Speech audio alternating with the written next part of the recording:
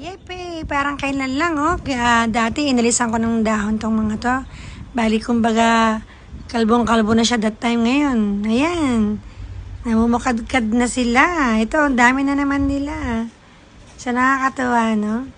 Kahit ito, tong dalawang malunggay ko dito, dati, inalisan ko lahat ng dahon niya. Walang-wala na siya talaga. Kumbaga, nakalbo ko na siya that time. So, ayan, namumukadkad na naman. Kaya, pagka bonsai, malunggay talaga. Dapat lagi mo siyang alisan, lagi mo siyang triman, alisan ng dahon, mamumukadkad talaga. Kagaya ito, yung bagong tanim ko, yan. Lumalaki na sila, sumisibol na yung mga dahon niya. At ito rin, tingnan mo, dati, wala, kalbong-kalbo yan, ngayon, namumukadkad na naman.